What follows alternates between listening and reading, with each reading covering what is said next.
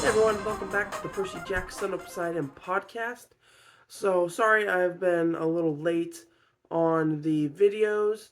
With the holidays and everything, I'm a little bit behind on Percy Jackson. Obviously this is not my usual setup, but we're just gonna go with it. So this is gonna be my review for season 2, episode 3 of Percy Jackson and the Olympians.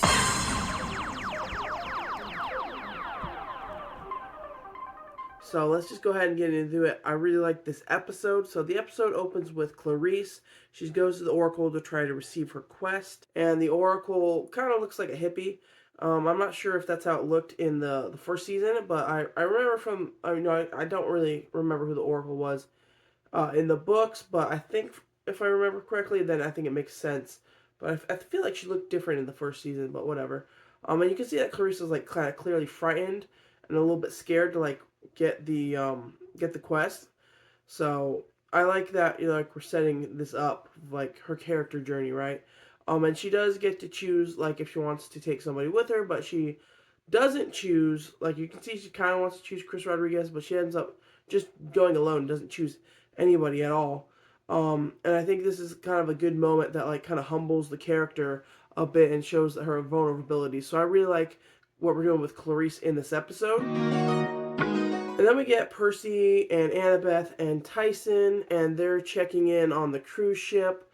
And, we get Percy, like, mentioning, like, oh, we should just hang out on the cruise ship and, like, enjoy all the amenities, which is what they were supposed to do at the Lotus Casino in season 1, but they didn't. And I'm still bitter and upset about that episode because I don't like how they handled the casino. I think they handled the cruise ship a little bit better, even though they still don't go and enjoy the amenities. But then Tyson tells them, like, monsters are on board. But there's, like, a good moment here with Percy and Annabeth and them, like, trying to, like, just be real with each other. And I really do enjoy that. I really like the relationship we're building between Percy and Annabeth and them, like, trusting each other and everything. So I do like that. And then Clarisse, is met by her father Ares, and he gives her, like, this old warship and, like, an army of fallen soldiers that he raised. And I even like the joke about, like, the guy that was, like, from Blockbuster and he like died in the streaming wars.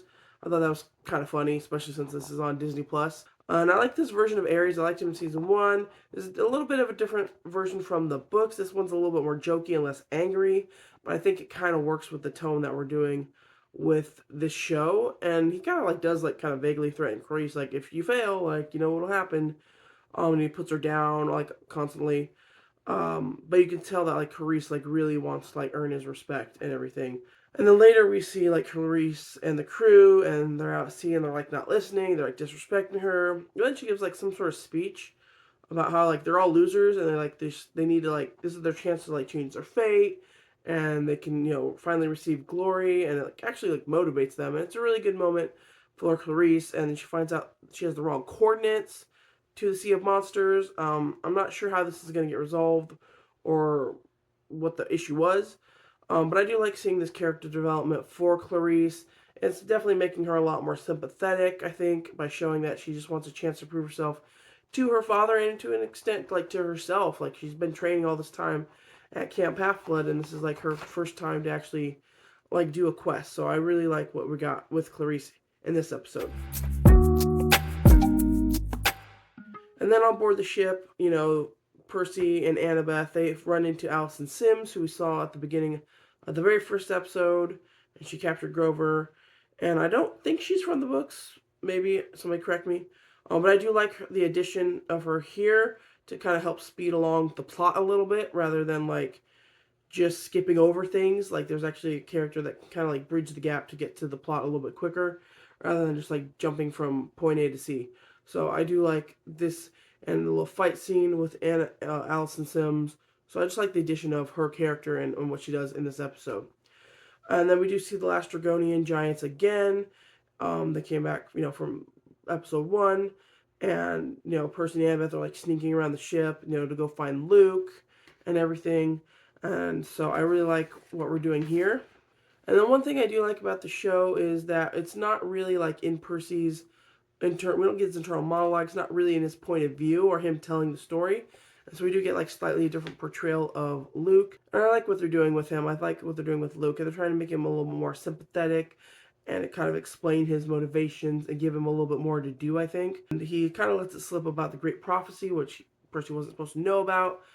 And then we get mentions of Thalia, and I do like Annabeth here. She talks about Thalia and she talks about Luke, and then she has the realization that like maybe she doesn't know Thalia as much as Luke does. Obviously, she was only with Thalia for a couple months, whereas Luke was with her for like 2 years.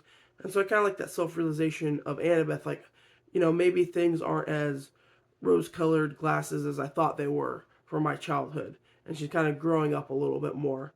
And we also get to see the coffin that Luke is trying to raise Kronos in. And so I like the look of that. It's like this like coal black with like these gold like gold cracks in it or something. Like it just looks kind of really cool. And I don't remember if they was described in the book that way, but I like this. This looks really cool. And so Luke explains like how he's trying to bring Kronos back and everything. And it sets up that like if he had a child of the big three, which is where the Great Prophecy comes in, that he wouldn't need as many recruits to bring Kronos back. And so that's why he's talking about Percy, or if Thalia was alive, she would make the choice and everything. So I really, again, I like what we're doing here with Luke. And so the monsters, the Lastronian giants, they take away Tyson and they like take him to like a little workshop or something. And, Luke kind of like, tries to persuade Percy and Annabeth on his mission by saying, oh, he's trying to unite the demigods and monsters and create a world where they can live in peace together or something, and work together and help each other. And so then Tyson builds a bomb, which is really cool. I like it, like the way he like delivers the line. They're like, what'd you build? And he's like, a bomb. And then it explodes. And so then they're able to escape and, escape the cruise ship on like a lifeboat or something. But it's like a covered lifeboat. And just again, I love everything they're doing here with Tyson. Like, we don't get really much of Grover, at least so far. And so he's kind of like the stand-in for Grover. He's kind of like, Tyson serves as the heart of the group, like the emotional core. And so and a lot of the humor too. So I really like what we're doing with Tyson. Again, making him capable. Like, we see him actually building stuff and being capable of these things. So I do like that, what we're doing with Tyson. And so then the trio escape. And I gotta say, I really did enjoy this episode. I'm going to stop complaining about the length of the episodes and how I wish they were a bit longer, because that's just not going to change at this point.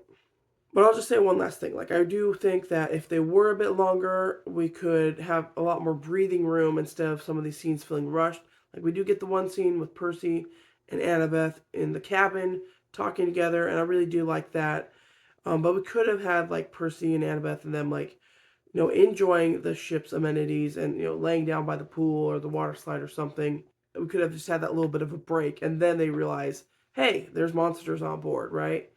And speaking of, like, if Tyson can, like, if this is a thing Tyson can do, he can smell monsters, why did he, like, wait till, like, they were in the bathroom of the cabin? Like, couldn't he have just smelled it, like, when he got on board the ship immediately?